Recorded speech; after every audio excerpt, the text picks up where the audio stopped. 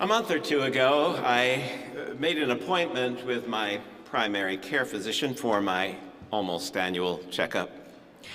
Unlike in past years, I had to make the appointment online since everything at the place is now automated. So I did, and since it was a while off, I thought nothing more about it. A couple of weeks later, I missed a call, from the Mount Sinai Health System, and I called back. Of course, I got an automated answer asking me to type in the extension for whomever I was trying to reach, but I have a couple of doctors in that system, and I didn't know who would have tried to call, and in any case, I didn't know anybody's extension, so I pressed 0 a few dozen times until I got a live person. I explained that I was returning a call from that number, and the nice but irritated person asked who had called me, and I explained that I'd hoped she would be able to tell me that. She said, "No, I can't do that." At which point, we both decided that both our conversation and our relationship had drawn to a natural conclusion.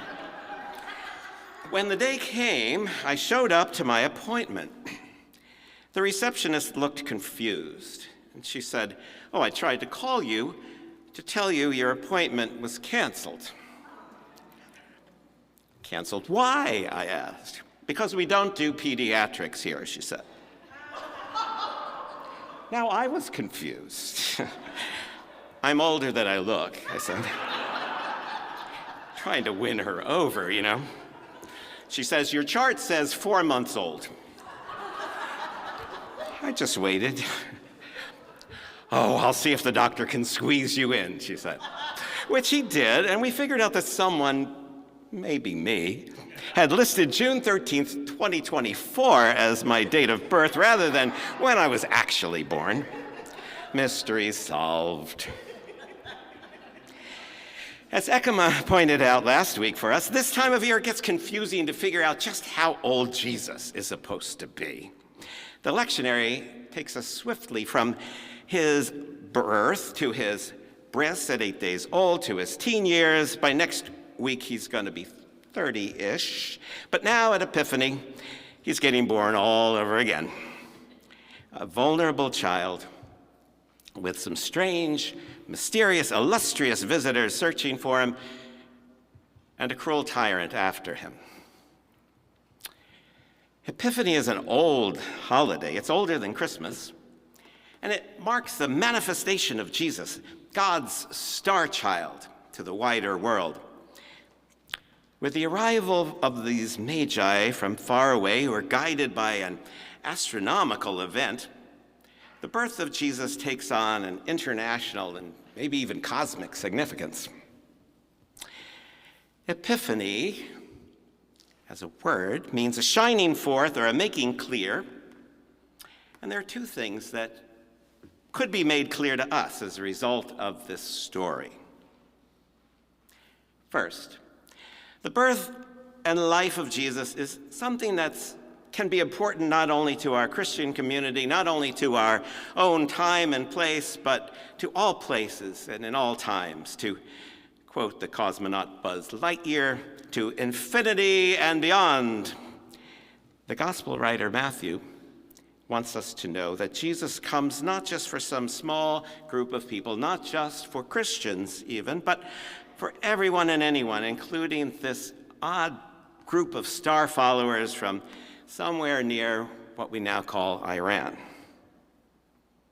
Second thing that could be made clear to us, we should not be naive about the lengths that people will go to gain power or to stay in power.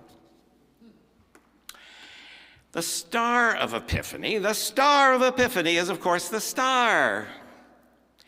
But the pivotal person of the Epiphany story, you tried saying that, the pivotal person of the Epiphany story, the person around whom all action swirls, is this cruel and enigmatic figure, King Herod. As you may have noticed, Herod is mentioned by name over and over and over again, 10 times in today's story, in case you're keeping track. Who was King Herod? Well, after this year's Christmas pageant, I'm more and more convinced that it's Rachel Black. Rach, of course, is neither cruel nor particularly enigmatic, but after that pageant, I am going to think twice about crossing her. Historically, King Herod was the client king of Judah under the supreme rule, of course, of the Roman emperor, having achieved the office by a series of political maneuverings and manipulations. As a convert to Judaism, Herod was nominally Jewish, keeping kosher when he felt like it, and he certainly knew how to use religion for his own political purposes. Herod took on some very ambitious building projects, which earned him the title Herod the Great. If you go to Jerusalem, you can still see the results of some of those projects, including building a famous wall today called the Western Wall, or the Wailing Wall, or in Hebrew, the Kotel. The Wailing Wall is the retaining wall of the built-up hill surrounding the Jerusalem temple, which Herod rebuilt in his effort to make Israel great again. Of course, Herod the Great became famous not only for these building projects, but also for his callous cruelty. It's hard to know from historical sources whether the massacre of the innocent children of Bethlehem happened the way that Matthew tells us it did.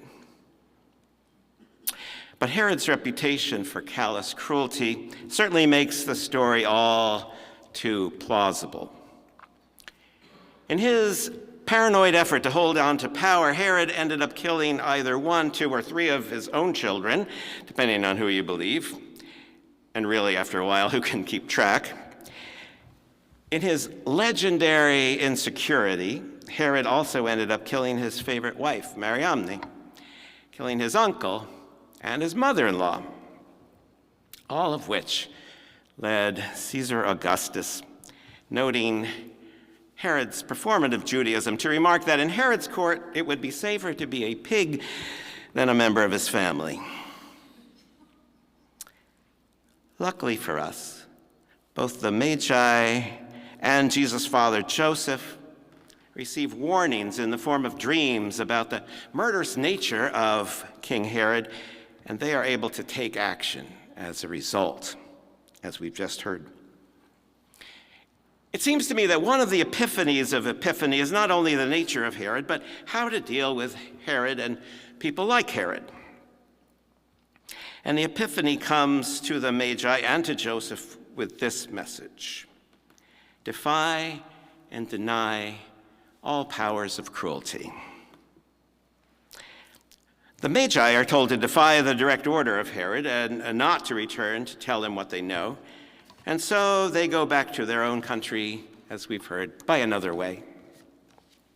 Joseph is told to deny Herod his intended prey by grabbing Jesus and Mary and escaping from Bethlehem and escaping across the border to Egypt, where they could be safe from Herod's cruelty. I spent much of yesterday afternoon with my family in an escape room in Brooklyn, where we found ourselves locked into cells in the middle of a dungeon. I think we are smart people, the 4 of us, good at figuring things out.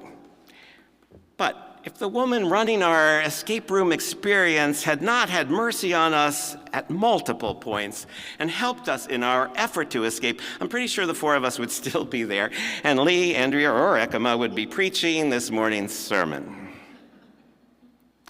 But it got me thinking, who was it who helped the Holy Family escape from Bethlehem and escape into Egypt with an army against them and a dangerously insecure tyrant bent on pursuing them? Who helped them escape? Who helped them get through the desert and across the border? Who helped them to survive along the way? And who was it who was moved to reach out to them once they made it to Egypt? Were there people there who treated this family's needs as holy, who gave them shelter, who took them in, who took a risk to help these three seekers of a place of asylum. I wish Matthew had thought to tell us about those people, to fill us in about those unsung heroes of the Epiphany story, people who found an epiphany power necessary to defy and deny the impulse to be cruel to vulnerable people. People who understood that you don't become great by becoming cruel.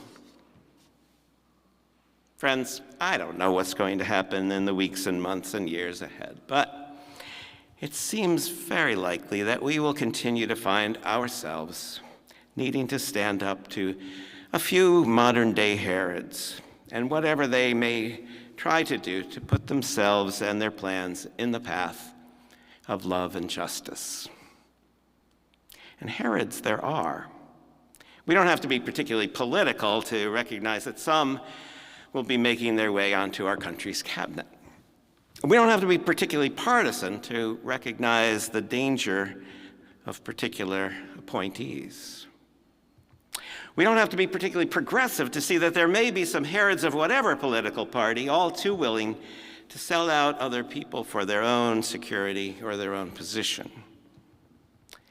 But the power of these Herods, if Herods they be, will not leave us powerless, because there is available to us an epiphany power, urging us, when necessary, to defy and deny the impulse to be cruel to the most vulnerable people, because we will never be great by becoming cruel.